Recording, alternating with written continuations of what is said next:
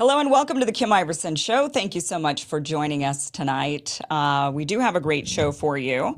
We're going to be covering several topics, and I do want to kind of warn you that this first topic is fairly graphic. So just be forewarned if you have a weak stomach or if you get, you're not going to see anything gruesome. I'm not going to show you anything gruesome, but what I'm going to describe tonight can be emotion. It can really draw out some emotions. So just be prepared tonight. The deaths of babies is often used to get the public riled up to support war. And during the first Gulf War, we heard stories circulated of babies in Kuwait City being thrown out of incubators by Iraqi soldiers so that they could ship the incubators back to Baghdad. And this caused such horrific imagery and anger that many natural pacifists began to support the war to end Saddam Hussein. Well, we now know that this story was fabricated in order to sell the war, and it worked. Now, even more gruesome and horrific imagery was recently used and also proven to be faked by the IDF to also drum up support for their ongoing onslaught in Gaza. The IDF claimed 40 Israeli babies had been beheaded by Hamas. Now, what type of savage beheads innocent babies? Anyone this far removed from humanity is a monster whose life should immediately end. I think most people agree with that, but that was the point of the story, to get people to feel like there's no choice but to save humanity by going to war. Well, there have also been horrific stories of atrocities being committed against Palestinian babies. There was a story of 40 premature babies dying as a result of the Israelis evacuating Al-Shifa Hospital. Well, it turns out this wasn't true. But this story wasn't told to drum up support for a war. It was told to stop a war.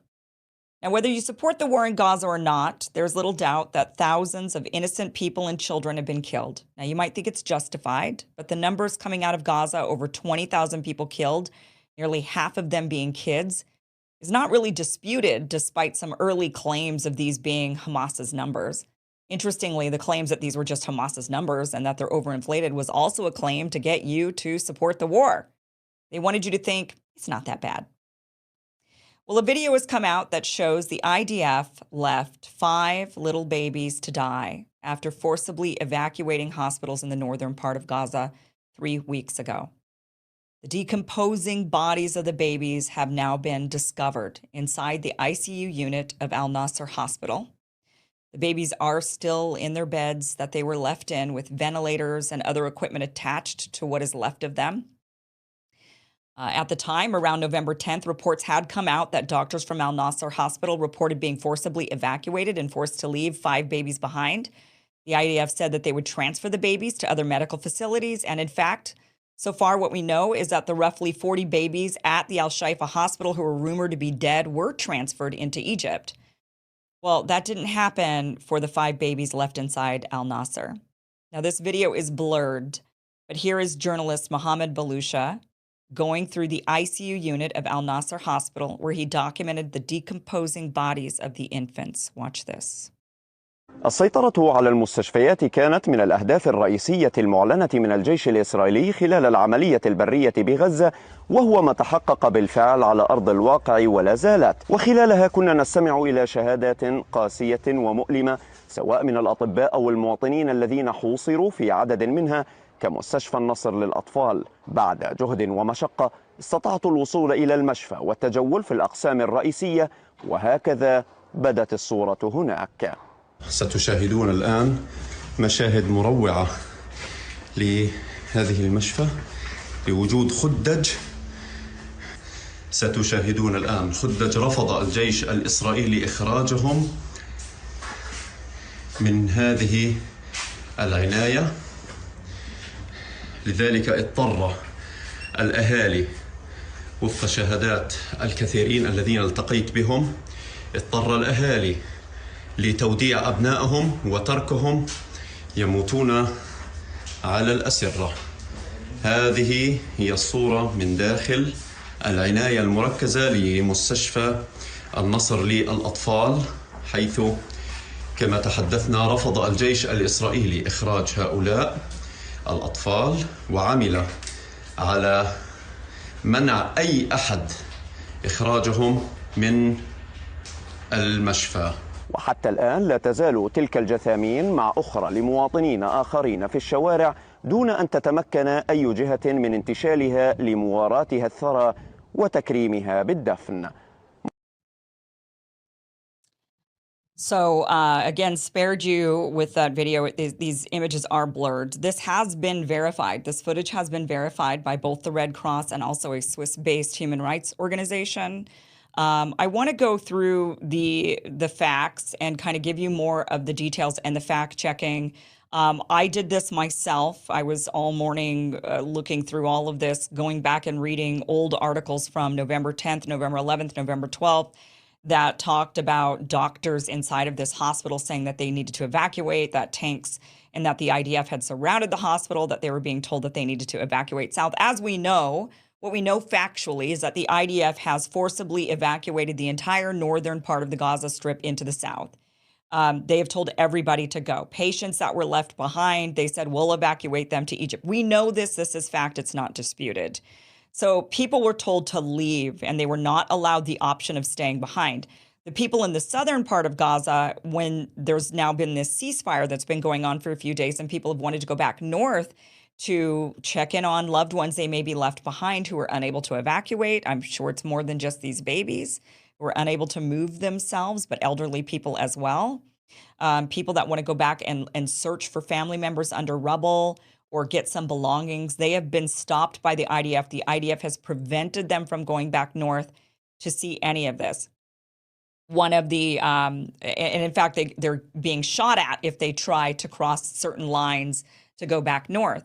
The president, Joe Biden, said he was afraid of the ceasefire because it would allow journalists to go in and document some of the carnage. And that is exactly what we're seeing now is, 5 dead babies in their little hospital beds, connected to their machines, who were left behind, and the IDF did not evacuate, and they starved to death, or in some cases, the doctors are saying that they suffocated because they didn't have the ventilation they needed, and now they're there decomposing in those beds. This is horrific, of course. This is, it's absolutely disgusting and horrific. This is, even though I did a lot of this, there's actually, looking through the various different news articles that were categorizing this stuff or cataloging this stuff from around the middle of the month. This organization actually put together a pretty good tweet thread. So I'm just going to go through their thread with you because they found almost the exact things that I'd found, and they had put it already together in a tweet thread. So it's just easy for me to share this with you. But you can. My point is, when bringing up that I'd found this earlier, is that you can also find this if you just do a Google search on the internet. And if you don't know how to use the tools bar, so if you go onto your browser, search Al-Nusra, Al-Nusra Hospital, and then do a tools search and put in the date range. I put in November 9th to November 13th, and you'll start seeing the articles pop up. And the doctor's saying we're being forced to leave patients behind. There's still babies in this ICU unit. We've told the Red Cross, we've told the IDF that the babies are there, and we just hope to God that somebody goes and saves them. Those articles are there for you to go find and for you to go see. And that was the end of the story. That's all we knew at that point. But now here we are at the end of the month and a ceasefire, and people have been able to go, and they found that those babies were never moved. They were never moved. And there was nobody there for them. So this thread is put together by ECAD. This is an Arab region open source intelligence platform. So they were able to gather all of the information that verifies this so that you can know that this is not just one of those babies being thrown out of incubator stories or 40 beheaded babies. For one, we've got the babies. We've got them in video. This is not, we just have to trust what you say. We're actually seeing the footage of these babies or what's left of them. And the question is, what happened? It's pretty clear what happened. We know that IDF forced an evacuation of the north. And we know that there's plenty of people who cannot walk on their own, be they babies or be they elderly or be they disabled. They cannot walk on their own. So then what were they to do if they were left behind because they had no one left? A lot of people had no one left because their entire families were blown up, including one of these babies One of these babies was left a total orphan after her entire family had been killed, and then she was starved or suffocated later, shortly after. So here's the Akkad Facts thread that they put together. So they said they had unearthed this video from November 10th. This is Dr. Mustafa Al-Khalat. He is the director of Al Nasser Children's Hospital. He's doing this video. We're going to play the video for you, not this exact one that Akkad found because there's no transcript on it. It's all in Arabic, but we did find a translated version of this video that we're going to share with you. So here is this doctor talking on November 10th. And he's in the room. He's in the same exact room. You notice the windows, they look exactly the same as the video that was taken by the journalist just 2 days ago. He's in that room, in that ICU with those babies, and he is pleading for some relief and help. Here he is. يوجد مصاب في قسم الطوارئ يعاني من نزيف حاد عاجلة من مستشفى النصر للأطفال. احنا اليوم في مستشفى النصر تعرضنا للقصف مرتين، قصف كان على البوابة والقصف في المرة الثانية كان مباشر في الأقسام، وأضرار كبيرة حصلت في المستشفى. انقطع الأكسجين والهواء الواصل للأجهزة في العناية المركزة والحضانة. انقطعت الكهرباء، فقط هناك كهرباء في قسم العناية. يعتبر اللي هو مستشفى الأطفال للنصر خارج عن الخدمة ما عدا قسم العناية الذي أقف فيه الآن. فيه 8 مرضى معرضين إذا تم فصل الكهرباء عن هذا القسم في أي لحظة إلى الموت. في حالة طبعا في خلال الأحداث يعني ماتت نتيجة انقطاع الأكسجين، نتيجة في لحظات القصف. الوضع سيء جدا. نحن محاصرين في المستشفى، لا يمكن الوصول إلى المستشفى عن طريق سيارات الإسعاف. تم استهداف سيارات الإسعاف في طريقها إلى مستشفى النصر. بعد ذلك حاولنا، يوجد مصاب في قسم الطوارئ يعاني من نزيف حاد، وحاول الإسعاف الوصول إليه، ولكن للأسف الشديد أي شخص يتم خروجه من خارج أسوار المستشفى يتم استهدافه. فنناشد كل المنظمات العالمية، منظمات الصليب الأحمر، بالتدخل عاجلا لإنقاذ الطواقم الطبية العاملة في مستشفى النصر مع المرضى اللي في العناية، القسم الوحيد الآن اللي يتم العمل فيه. أما باقي الأقسام خرجت عن الخدمة. Okay, so there he is. He is saying that they have lost electricity, that the IDF has surrounded them. Ambulances cannot get in. They get shot at. The doctors or anyone trying to leave gets shot at. Is saying that they are down to that they've lost pretty much all the power except for that one room. You see there's a man there, a nurse or another doctor, giving mechanical ventilation to one of the tiny babies that we sadly ended up seeing now in a video of decomposed little babies. That is one of them. And this is what they were down to. Now, this was on November 10th. On November 11th, this man also gave an interview to CNN. This is what saying Gaza hospital surrounded by tanks as other healthcare facilities say they've been damaged by Israeli strikes. So that was from CNN. They went on to say that Gaza, that Mustafa Al-Khalut, the man that you saw there in the video, who heads the Al Nasser Hospital at Al Rantisi Pediatric Hospital in northern Gaza. And remember, this is the Al Rantisi Pediatric Hospital. So this is, he runs them both, the Al Nasser and the Al Rantisi, all part of the northern Gaza. This is important to remember because of what the IDF claims towards the end of this. He told CNN that they were surrounded and asked for the Red Cross to assist with an evacuation. He said, "We are completely surrounded. There are tanks outside the hospital. We cannot leave. The hospital complex is close to Sheikh Radwan neighborhood and Al-Shanti camp, where ground fighting was reported by the Israeli Defense Forces and Hamas separately. We do not have electricity, no oxygen for the patients. We do not have medicine and water," he said. "We do not know our fate." Ultimately, what ended up happening from these various accounts, which we're going to get to more in depth, is that the doctors were forced to leave, that ultimately the IDF had surrounded the building and that they had forced the evacuation.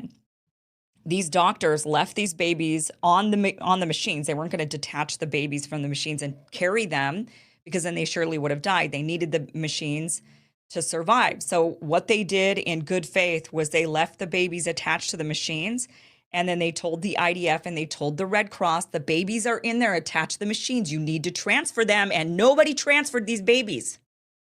That is what happened. So it goes on to say in this ECAD thread, additionally, on November 10th, Bakr Gaud, the director of Al-Rantisi Children's Hospital, affirmed that the IDF forced a full evacuation of the medical staff at Al Nasser Medical Complex, which comprises 4 hospitals.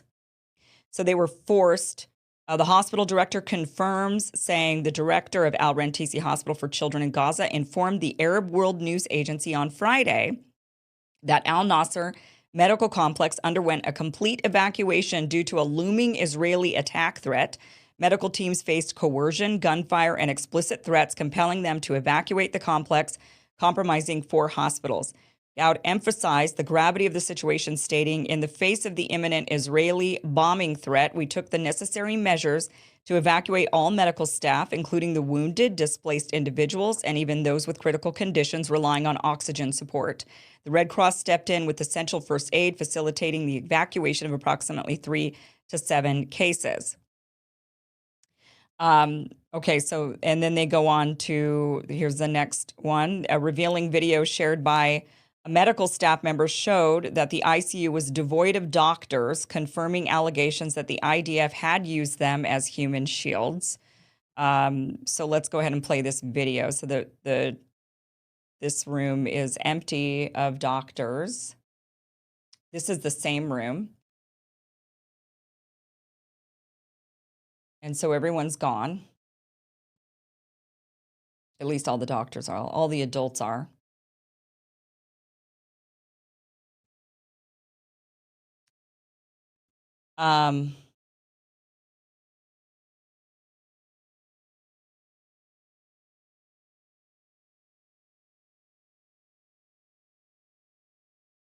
So I think this is the video now of them decomposed. Okay, so then we go to this ECAD fact says, upon comparing this clip with the one published, so this picture is important. So this is the one clip, and then there's the other clip that we were just showing again of the babies, and that you can see it's the exact same room. So they're validating that it's the exact same room by showing you that there's these bottles that were placed in the same spots. I mean, it's obviously the same room. It looks like the exact same room. The doctor's clearly standing in this exact room. The windows exactly match the paint on the walls. I mean, it's the same equipment. It's clearly the same exact room. Nobody needs to fake this. And we have the bodies, so there's the evidence there. It's not like, oh, we're missing bodies. We've got them. Goes on to say, on the evening of November 10th, the same member of the medical staff revealed that the IDF had allowed them a mere 30 minutes for evacuation. This is from a doctor. Testimonies from Palestinians highlight refusal by the Red Cross and other humanitarian groups to evacuate premature infants from the hospital. So they weren't getting any response from the Red Cross. They weren't getting anybody to help them evacuate these premature babies that needed to be on these machines, but also needed to be transferred if there weren't going to be any adults around, medical staff around to help them with those machines. Further findings included an NBC report published on November 12th, citing the IDF spokesman Daniel Hagari, confirming the evacuation of Al-Rantisi and Al-Nasser hospitals in Gaza. So again, this is important. IDF spokesman Daniel Hagari said at a briefing Saturday that staff members, and this was on November 12th, okay, so this is not recent, this is November 12th, said that staff members at Al-Shifa had requested that tomorrow we help the babies in the pediatric department to get to a safer hospital. The IDF said it was opening evacuation corridors not only from Al-Shifa, but also from 2 other hospitals in Gaza City, Al-Rantisi and Al-Nasser. So this is from NBC, saying Hagari said Sunday night that Al-Rantisi and Al-Nasser hospitals had been evacuated as far as the IDF was aware. So they had evacuated these hospitals, and they said that they were opening up evacuation corridors, not just from Al-Shifa, but also from Al-Rantisi and Al-Nasser, and that they were going to be, that they said that they had requested, that staff members requested that tomorrow they go and help the babies in the pediatric unit. Well, what happened tomorrow? What happened on that day? because they didn't help those babies. We know that for a fact. On November 13th, the United Nations reported that children from Al Rantisi Hospital were transferred to Egypt and Jordan, leaving uncertainty about the fate of those in Al Nasser Hospital. So we know that they transported those other babies that were reported. I do think, though, out of those 40 or 38 babies that were in the other, and Al Shaifa and Al Rantisi, I do believe that maybe one or two of them did die, and then the rest were transferred out. But clearly, that's not what happened for Al Nasser. So on Friday, more than a dozen children and their parents, this is from United Nations report saying, on Friday, more than a dozen children and their parents or guardians were evacuated from the Al Rantisi Hospital to hospitals in neighboring Egypt and Jordan. It remains unclear about what happened to those at Al Nasser. Goes on to say, moreover, a November 28th report from the Euro-Mediterranean Human Rights Monitor documented the grim discovery of 5 infants in a state of decomposition in the nursery of Al Nasser Hospital approximately 3 weeks after the evacuation. I want to read to you the Euromed Human Rights Monitor piece of what they wrote. Now, the Euromed Monitor is a Switzerland-based human rights organization based in Geneva. And they said an independent international investigation committee must be established to look into the deaths of 5 newborn Palestinian children, said Euromed Human Rights Monitor, left on their own after medical staff were forcibly evacuated by the Israeli army from Al Nasser Hospital for Children in Gaza. According to Euromed Monitor's documentation, the 5 infants were abandoned for 3 weeks before being found dead. The bodies were discovered in a decomposing state in the Al Nasser Hospital nursery in what may amount to a horrifying execution and crime against humanity. The hospital's director, Dr. Mustafa Al-Khalat, told the Euromed Monitor that he had tried to save the lives of the 5 children before it was too late by requesting help from international organizations, including the Red Cross, but he never received a response. Al-Khalat said that he also told an Israeli army officer about the 5 children's need for respirators and how they could not be moved elsewhere, and that the army's response was that it was aware of the situation and would take appropriate action. In an earlier testimony, Dr. Moni Youssef told Euromed Monitor of her forced evacuation of the hospital's remaining patients and staff, some of who were critically ill, towards the southern Gaza Valley displacement area on 10th of November. She stated that the hospital had been repeatedly targeted by gunfire and artillery attacks, as well as surrounded by Israeli military vehicles. According to the testimony of the doctor and other hospital officials, they were forced to leave 2 children in a care unit, 2 in foster care, and the 5th child with Edwards syndrome, with an orphan girl whose entire family was killed. The Israeli officer affirmed in a phone conversation that the hospital director that all the remaining infants were rescued and transferred to safety. However, the children left behind during the mandatory evacuation were not actually safe at all.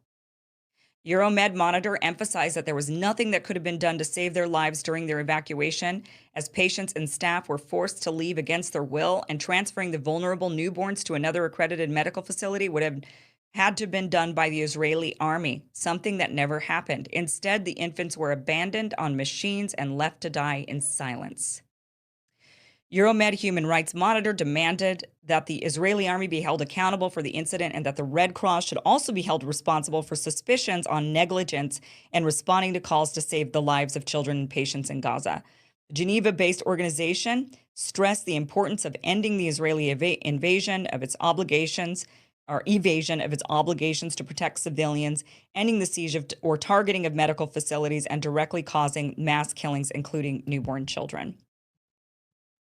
So that is from the Euromed Monitor, again, a Swiss-based organization, and they said that they had verified that they had received this video and that they had verified this video's existence.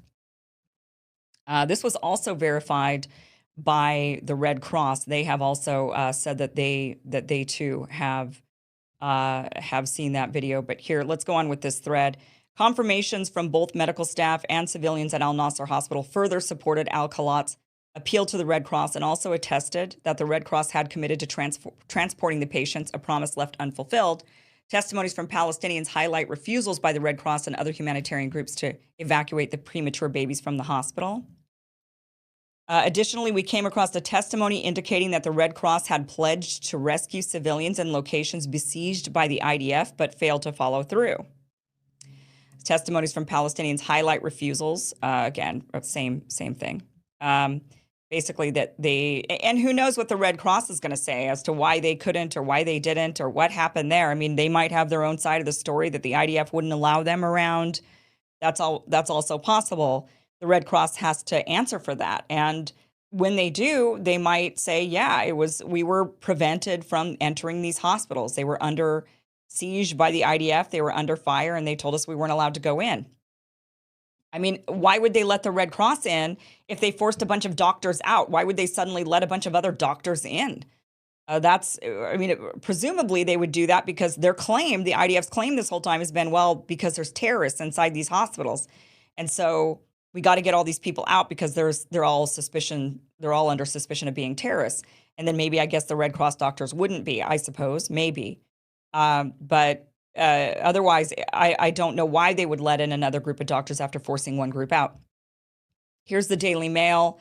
Also running this story. This is the only major kind of outlet that I could find that was actually covering this story today, saying the Red Cross says footage filmed in Gaza City Hospital showing decomposing bodies of premature babies left to die in their beds represents an unspeakable tragedy and begs Hamas and the IDF to let them operate with security in war-torn city. They go on to say in their piece, a Red Cross spokesperson backed up Euromed's statement, telling Mail Online footage circulating of deceased newborn babies represents an unspeakable tragedy and an unacceptable reality of how civilians, including babies and children, pay the price in conflict. Just incredibly depressing that this happened. Here is Israel's response to this. So Israel has, of course, denied this. They're saying that this type of reporting is atrocious, that Israel blasts perverse exploitation of innocent lives after story about babies found dead in Gaza hospitals circulates.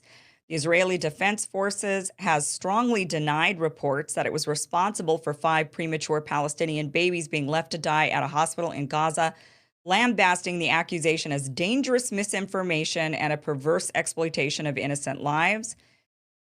They're saying that Israel never operated inside Al-Nasser Hospital. So that's how they're saying it's false and misleading, because they never were there. They said, given that the IDF did not operate inside the Al-Nasser Hospital, these allegations are not only false, but also a perverse exploitation of innocent lives used as tools to spread dangerous misinformation.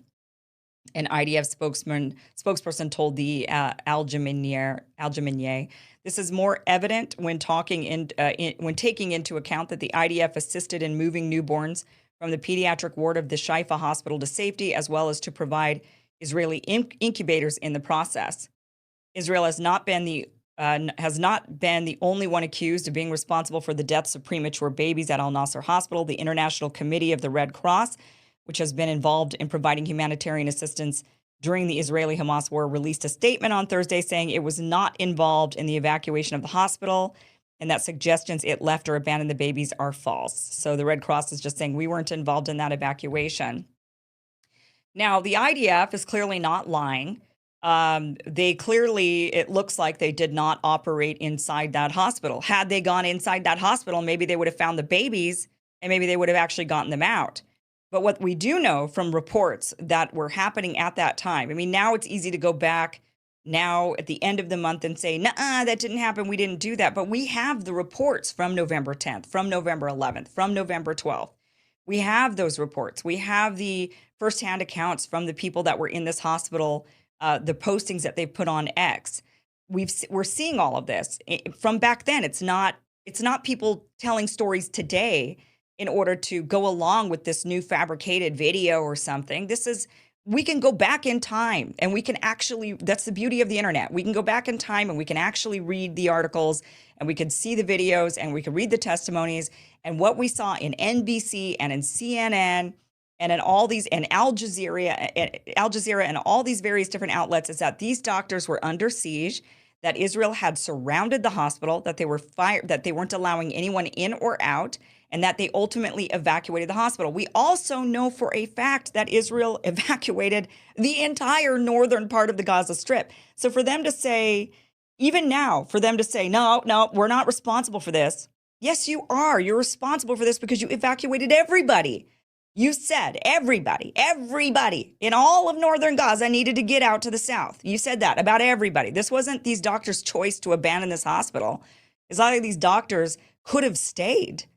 The IDF made it really clear that no one could stay in the northern part of Gaza, and they moved everybody south. So whether these doctors were forcibly removed at gunpoint by the IDF, whether they were shelled on the outside of the hospital and forced to leave, or loudspeakers telling them to leave, or phone calls. What we know is that the IDF makes a lot of phone calls. They find out which cell phones are in the area. They call the phones and they say, you need to leave. So people get messages on their phones, just like these automated messages. Sometimes it's a real human trying to get you to go. Other times it's just an automated message that they call up your phone because they know you're there. It's a matter of safety to the cell phone community, to the cell phone companies. So they contact the cell phone companies and say, every cell phone in this region, we need to send out an automatic message to, and they all receive it. So they're told, get the hell out of there because you're going to be bombed. So we know that they evacuated the north. That's not even under dispute. So for the IDF to now kind of come around and say, no, that was not our fault. Yes, it was your fault. These babies, you left them. You told everybody to leave. People told you that those babies were there. We have interviews of people talking about this from November 10th and 11th and 12th. And so there's no excuse for this. Do I believe that the IDF maybe never went into that hospital? Quite possibly. Or maybe they walked in the hospital, saw these babies and thought, well, there's nothing we can really do for them, so we're just going to leave them. And maybe they made that decision. It's unclear what happened, but, is it possible that this video is faked? Is that the video of the decomposing babies now that has come out from the journalists that went inside that room and actually videotaped it? I guess, we could go down this road of saying, well, I don't know if it would be any better, but, that they somehow found corpses of babies that were rotting someplace, and that they then put those rotting corpses on these beds to accuse the IDF of doing something they did. I mean, either way, you're dealing with dead babies that you'd have to go find, corpses. How did they die? Whether they died in the hospital or they died from the bombs, they died from being buried alive in the rubble. So maybe somebody dug out 5 babies and put them on these beds to stage a video. I guess that's possible. But either way, those 5 babies died. Where'd they dig them up from? Probably under the rubble, if that's what they did. Rubble that Israel caused, that the IDF caused, either way. But this is, all of the evidence points to, this is real, this happened. These doctors made it very clear that 5 babies were left behind. Now we see 5 babies there who were left behind 3 weeks ago. And it is just, and again, this type of story is typically used to rile you up, to get you to want to go to war. But we're telling you this story not to get you to go to war, but to get you to end a war, to decide that when is enough enough? How much revenge does Israel need? How many more times can they claim they're targeting Hamas while having a nearly 19-to-1 civilian to combatant ratio? At some point, you've got Israel claiming that they're the most moral army in the world, that they're the most moral. They say this all the time, but we're the most moral. We do more than any other country to minimize civilian deaths. And this is meant to gaslight us. This is clear gaslighting technique. Who says to you, I am the most moral person? Clearly somebody not very moral. Moral people don't tell you that. It's the actions that count. It's what happens in the end that matters. And what we know is that Israel, by and large, slaughters tens of thousands of Palestinians for every one Israeli that's killed. And the vast majority of the people they've killed throughout their time, their various different onslaughts on the Palestinian people, they've been civilians. And in this situation, nearly half have been children. So they can say they're the most moral army. They can say that they do the most out of anybody to minimize civilian casualties, but the numbers speak for themselves. The reality is in front of our eyes, and this is a classic gaslighting technique. By telling us one thing while something else is happening clearly in front of our eyes, and they're telling us, don't believe that. Just listen to what I have to say. Stop looking over there. Listen to what I have to say. What I have to say is the truth. We are moral. We are not killing civilians. We're only targeting Hamas.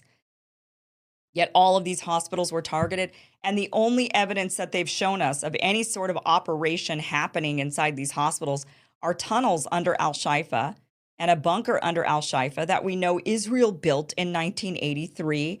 And even nobody was disputing tunnels in Gaza. Everybody knows that Hamas has a vast network of underground tunnels that go everywhere. The argument wasn't there's tunnels under the hospitals, that's why we're targeting the hospitals. The argument was there's a headquarters there. This is where they're plotting and planning all of their operations that target the Israelis. That's why we have to target the hospital, because this is the command center. This is the headquarters. If we can stop them there, then we can stop them everywhere, because this is where they're operating from. They didn't say, well, there's tunnels under there, because all of us would say, well, there's tunnels everywhere. So that just gives you carte blanche to bomb everything if you're going to go that route and say, well, there's tunnels under it.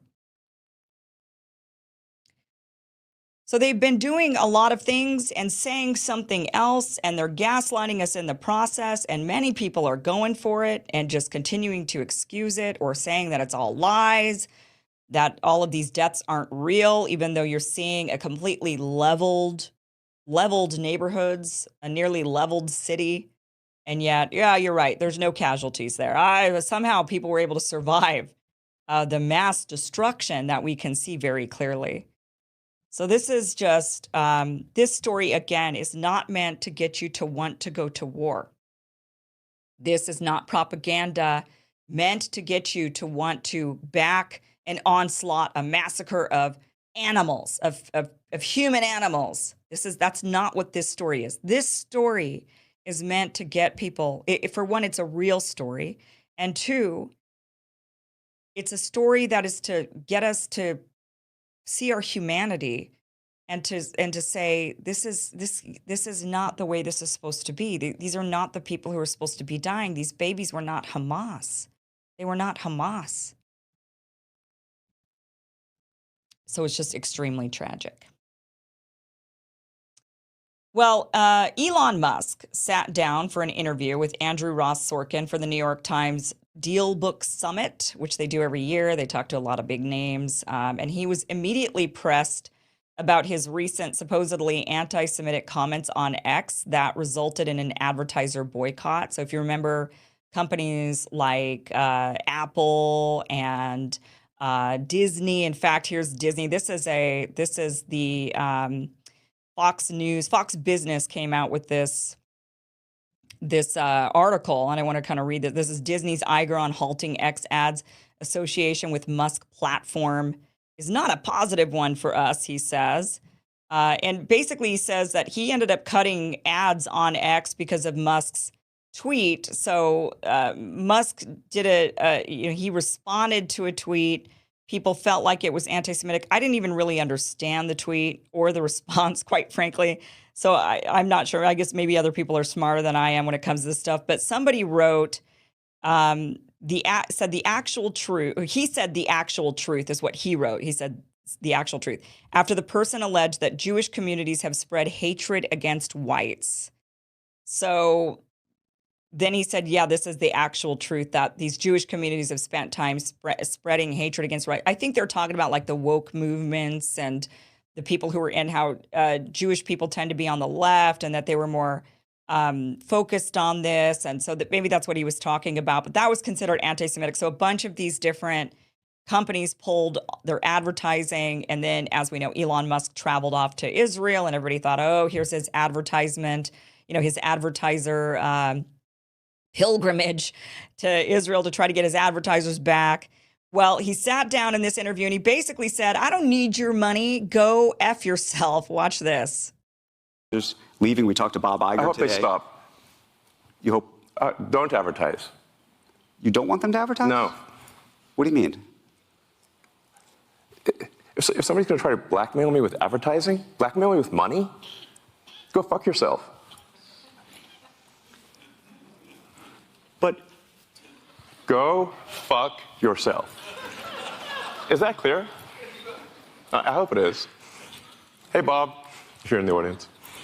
Well, let me ask you then. That's how I feel. Don't advertise. How do you think then about the economics of X? If part of the underlying model, at least today, and maybe it needs to shift, maybe the answer is it needs to shift away from advertising. If you believe that this is the one part of your business where you will be beholden to those who have this view, what do you do? F-Y. I understand that, but there's a reality too, right? Yes. No. I mean, Linda no, Yaccarino's right here, and she's got to sell advertising. Absolutely. So, totally. No. Actually, what this advertising boycott is going to do, it's going to kill the company. And do you think that and the whole world will know that those advertisers killed the company, and we will document it in great detail. But those advertisers, I imagine, are going to say, we didn't kill the company. Oh yeah. They're going to say, tell it to Earth. But they're going to say, Elon, that you killed the company because you said these things, and that they were inappropriate things, and that they didn't feel comfortable on the platform, right? That's what they're going to say. And let's see how Earth responds to that. So this goes back to we'll both make our cases, right? And we'll see what the outcome is.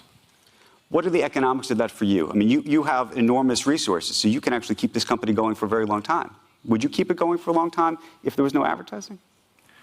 I mean, if the company fails because of an advertiser boycott, it will fail because of an advertiser boycott. And that will be what bankrupted the company, and that's what everybody on Earth will know. But what do you think then of the... this goes back to the idea of trust, though. Then it'll be gone. And it'll be gone because of an advertiser boycott. But you recognize that some of those people are going to say that they didn't feel comfortable on the platform. And I just wonder and ask you and think about that for a second. Tell it to the judge. But the judge is going to be... the judge is the public. Okay, so he's really doubling down on this one, saying that, well, then Earth will decide, or people will decide. I mean, look, like, what else can you do? I suppose it's kind of a silly answer from him. I mean, first of all, kudos to him for just telling them to go F off, rather than kowtowing to them more and doing everything and saying everything that they want, apologizing endlessly. I mean, we're all so nauseated over people apologizing endlessly when money is on the line. And there is something really awesome about somebody just saying, I don't need your money, F off. He has FU money. I mean, he's the richest guy in the world. He has FU money and he's using it. He's saying FU. FY. That's what he's saying to them. So there's something really great about that. And he's right. I mean, what else can you do? What else can you say? I mean, what is the right answer to that question? Well, but it's going to kill the company if they don't like the things you say. There's a real issue there for the company. And he says, okay, then they kill the company and the world will know that they killed the company. I mean, the alternative answer is, okay, then I'd modify my behavior to, so then he would suddenly be against free speech, right? He's a free speech absolutist in a lot of ways. And so he'd be going against his own beliefs if he were to just, well, okay, fine, I'll cave. I'll do what they want. Yeah, you're right. I should pay more attention. I'll keep my mouth shut. And he's saying, no, I'm not going to. And if you're going to punish me, F off. F off. That's what he's saying. Linda Yaccarino, she was sitting right there, and she actually tweeted out some support. She kind of backed Elon Musk up on this. She tweeted out, today, Elon Musk gave a wide-ranging and candid interview at DealBook 2023. He also offered an apology, an explanation, and an explicit point of view about our position. X is enabling an information independence that's uncomfortable for some people. We're a platform that allows people to make their own decisions. And here's my perspective when it comes to advertising. X is standing at a unique and amazing intersection of free speech and Main Street.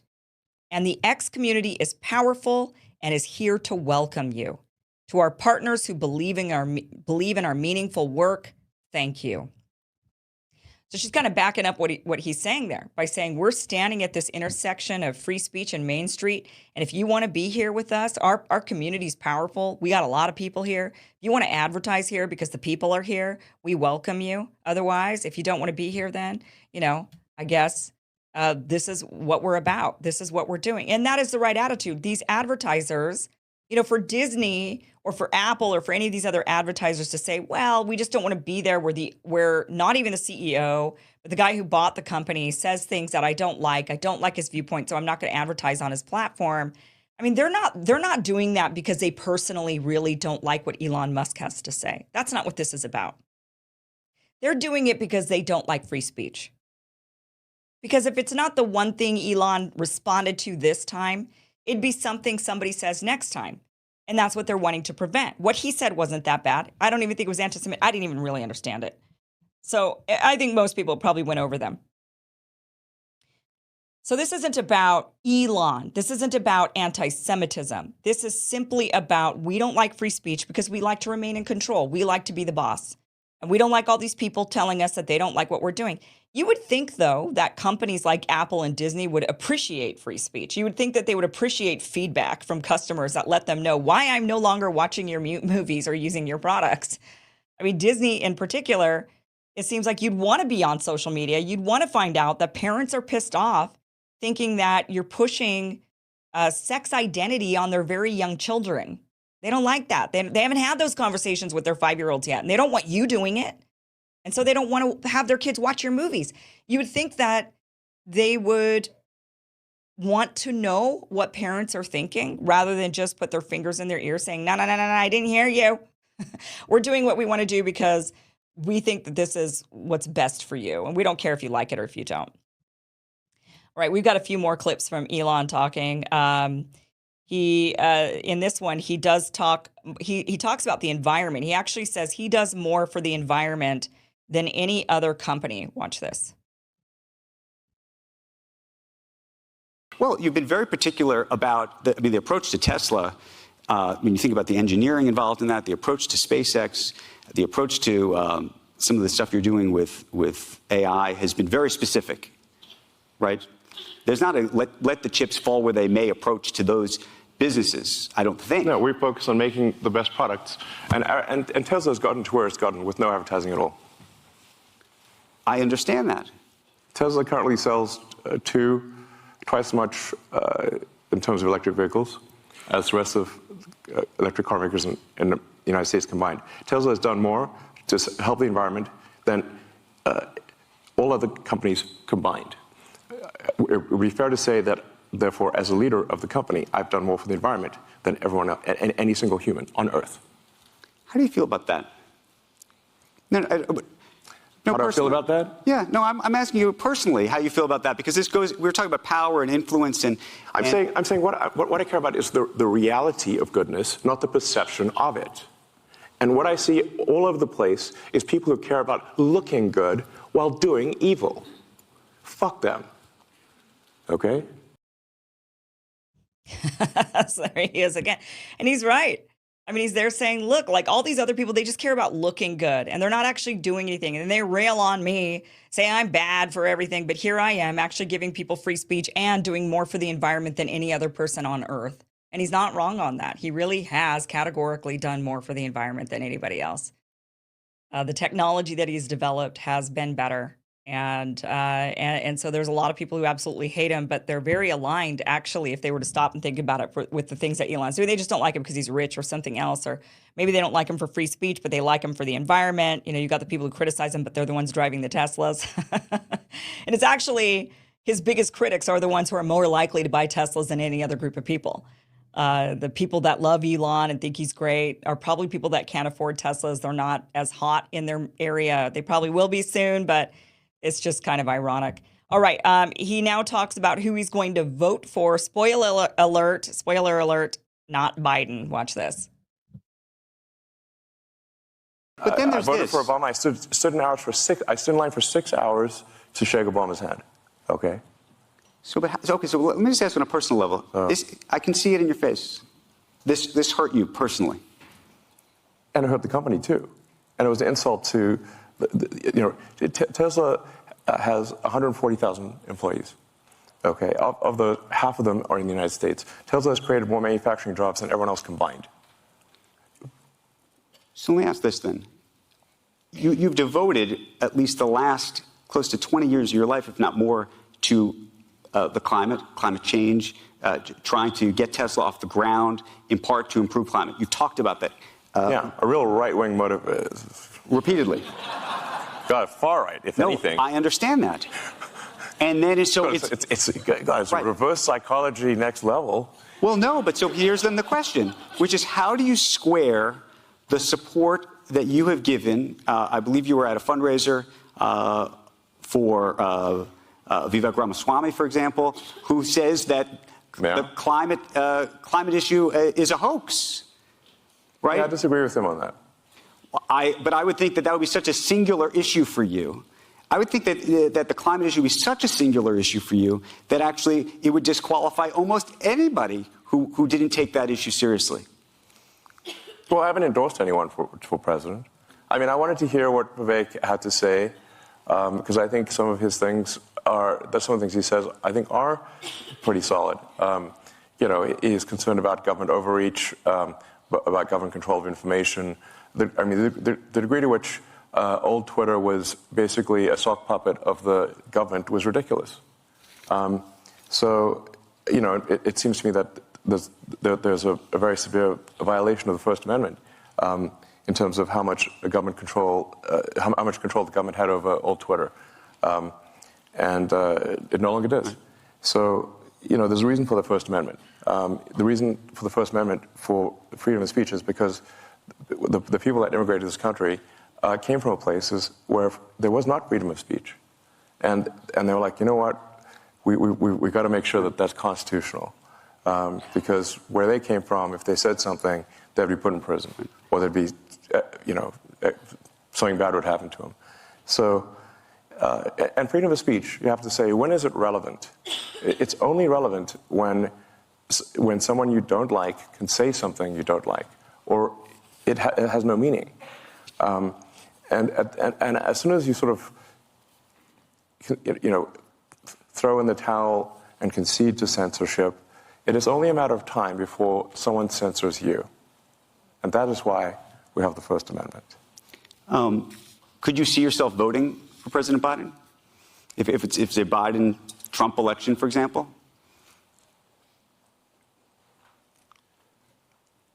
I think I would not vote for Biden. You'd vote for Trump? I'm not saying I'd vote for Trump, but I mean, this is definitely a difficult choice here, you know. Would you vote for Nikki Haley? Nikki Haley, by the way, wants all social media names to be exposed, as you know. No, I think that's outrageous. Yeah, no, I'm not going to vote for some pro-censorship candidate. Okay. What's interesting about that is that, you know, he's being pressed on, well, wouldn't you vote for somebody who really cares about the environment? Because that's clearly a big issue for you. So it seems like it'd be something that, you know, it'd be a deal breaker. Like you couldn't vote for somebody who says things like, oh, it's a hoax. But Elon made it very clear that he himself, without being a politician, without being an elected official, has done more for the environment than anybody on Earth, really. And so then that kind of proves that it's not really a government thing. Businesses are now seeing the reason why Elon has done more for, I mean, there's several reasons, but if you think of just the big one of the electric vehicles, the fact that he was able to really hone in on this technology to the point where he made it cool, he made it fast. You know, before Tesla, electric vehicles were slow and they were frumpy and nobody wanted one. But then when Tesla came out, and it rides like a rocket. If you've ever ridden in a Tesla, it's like a rocket. You really feel like you're taking off, like you're going to fly off into space. And so you've got this super fast car, super cool looking. People suddenly want electric vehicles. Suddenly, that's what everybody's aiming for. And then other car manufacturers are saying, well, then we got to also get on board. We've got to do this as well. You've got companies going and using Tesla tech in order to develop the electric cars. So you've got this entire industry that it's not just Tesla and the brand, but it's an entire industry that was created and motivated and inspired by Elon's Tesla. That is how it's done, right? One innovative person does something really great, and it creates this sort of ripple effect, and politicians really have nothing to do with it. In fact, politicians have left Tesla out of the conversation. When Joe Biden was elected, and he leaves Elon out because, Elon's too right-wing for him or something, and leaves him out, and invites all these others, American car manufacturers, and leaves out the number one American car manufacturer for passenger vehicles, from the conversation. I mean, so why would he care what the politician thinks about the environment? Why would he care? Because they're not really doing anything for or against, or they're not really doing anything anyway. It's the industry that does stuff. Lastly, I want to leave you with this clip with Elon. He does talk about free speech and how he reconciles his desire and his sort of absolutism for free speech with his business in China. Watch this. Let me one related thing on this, and the leverage of countries and things over you and regulators. X is this free speech platform. You do business in China, lots of business in China. That's an important part of your business, I imagine. Well, it's not SpaceX. How do you think about the leverage that the Chinese have over you? And do they have leverage over you? And how do you feel about, some people would say, is it hypocritical for you to be doing business in China, or frankly in other countries as it relates to X and other things that don't follow this free speech path that you have espoused? The best that the X platform can do is adhere to the laws of any given country. Do you think there's something more we could do than that? I think it would be very hard, but I just wonder, given the sort of strong philosophical approach that you've been vocal about, whether you say to yourself, maybe I shouldn't be doing business in that country. Well, first of all, Starlink and SpaceX are no business in China whatsoever. Tesla has one of four vehicle factories in China. And China is, I don't know, a quarter of our market or something like that. So it's a quarter of the market of one company. The same is true, by the way, of all the other car companies. They also have something on that order of a quarter of their sales in China. So if that's a problem for Tesla, it's a problem for every car company. I think one has to be careful about not conflating the various companies, because I can only do things that are within the bounds of the law. I cannot do beyond that. My aspiration is to do as much good as possible and to be as productive as possible within the bounds of what is legal.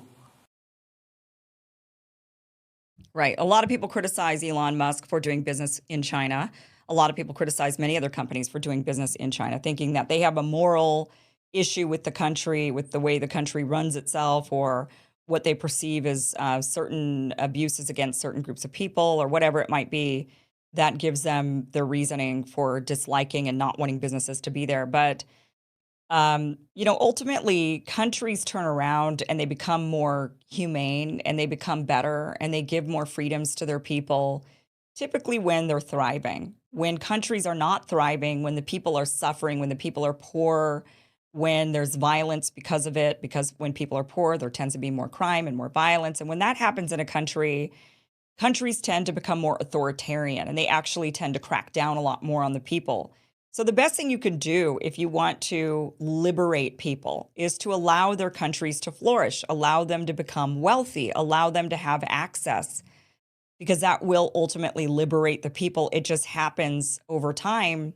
That's what happens when they're not dealing with wars and crises and sanctions. And you look at Saudi Arabia. If any company was going to say they're not going to do business with another country, Saudi Arabia should be high up on that list, considering it's still ruled by a monarchy, which are extremely antiquated forms of government.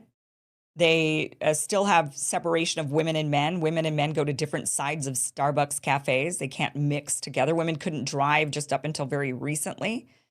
It's a much more conservative culture, but that's their culture for them to deal with, and the people will rise up when they see fit if they feel like they need to rise up. But they haven't needed to, because as the country has become wealthier and more businesses have opened up to Saudi Arabia, And people in Saudi Arabia are able to see more of the outside world and see what's going on. And then they come back to Saudi Arabia and they say, wait a minute, I kind of like it over there. Their leaders have had no choice but to change. That's why now women can drive. That's why now they're allowing movies. People could go to movies in Saudi Arabia for the first time over the last couple of years. So they've allowed more, they've liberalized more as people are doing better. People are wanting more. The country's doing well. That's how change is made. And that's how you make change in China. Elon Musk is not a Chinese national. I always find this so odd when people want, like they call for us to condemn China or to condemn Hamas or condemn Iran or condemn, all these various different countries, Russia, everywhere. And I'm thinking, okay, so you could scream and condemn all you want from where you're sitting, but why do they need to listen to you? They need to listen to their own citizens. Those countries listen to their own citizens. And that's the only people who have power is the people who are actually in their countries. If they have a fear of being toppled or people rising up and ousting them, which happens a lot throughout history. If you read history books, happens all the time. So they have a genuine fear of that. And if they have a fear of that, then they'll change their behavior, the way they govern their countries. Those are the people who have power. Elon Musk is an American citizen. So the power he has is in the United States. If he says, look, I want free speech as an American, then he can say that. If he says, I want free speech, and he says that to China, they say, well, then go back to America, where you come from. Why? You're not Chinese. You're not a Chinese citizen. Why don't you leave us alone? Let the Chinese people decide. So for me as an American, I say, well, all I can do is control, at least I like to think I have some, I know I don't have any control at all, but I like to hope and think that my vote counts. I like to hope and think that my voice matters as an American, that there's pressure that could be put on politicians and that we can make some change here. That's why we talk. That's why we tweet. That's why we protest. That's why we do any of these things, because we hope that somebody in our government hears us and actually says, oh, shoot, I might lose an election if I don't do what my constituents want. Or, oh, gee, the people they really think this is an unpopular idea. Maybe it's not the best thing in the world to do. Like, remember the little ministry of misinformation that they tried to do? That ended up being unpopular. And guess what happened? It went away. Nobody wanted it. They heard that and it went away. So there is some power with the people when we speak up, but you have to be a citizen of that country. So all I can do is pressure the United States government. But, the United States government has a lot of power and influence around the world. So us pressuring the United States government helps with foreigners and foreign countries as well. I mean, all the wars we wage. So we can say as an American, hey, we don't want you supporting endless wars. Stop with the war in Ukraine. Stop funding the Israelis in their assault on Gaza. Stop with the sanctions on Iran and Venezuela and all these other places that you're trying to collapse. Stop trying to poke the dragon in China. Stop it. We don't want to go to another war. We're not interested in this. So we can say these things. We can criticize what our government does. But what kind of power do I have over Russia? What kind of power do I have over Hamas? I don't have any power over those organizations or those countries or those governments. I only have power over the government that I have some power over and whatever it is my government does. My government does a lot of crap around the world, so there's a lot to be said, when it comes to this government. So, what is Elon Musk going to say to China? He's not a Chinese national. Leave it to the Chinese people. He's just wanting to do some business there. The Chinese people like him doing business there, just like they like many other American companies doing business there. They like to have products. They like to buy things just like anybody else. They love to go shopping and buy, consume the way Americans are consuming too. So, let the people live the way the people want to live, and then try to make change in your own country. And then maybe other people will see your country, and if they think it's great, they'll want to mimic it. They'll want to mirror your country. But if they don't think it's great, they're not going to want to. And I can tell you right now, a lot of people around the world are not looking at the United States thinking, "Yeah, that's great. That's great. I want to mimic that. I want to mirror that. I want to match that." No, they're not. They're not thinking that. And that's a problem. We should be the shiny beacon on the hill that people are wanting to, they're wanting to mimic.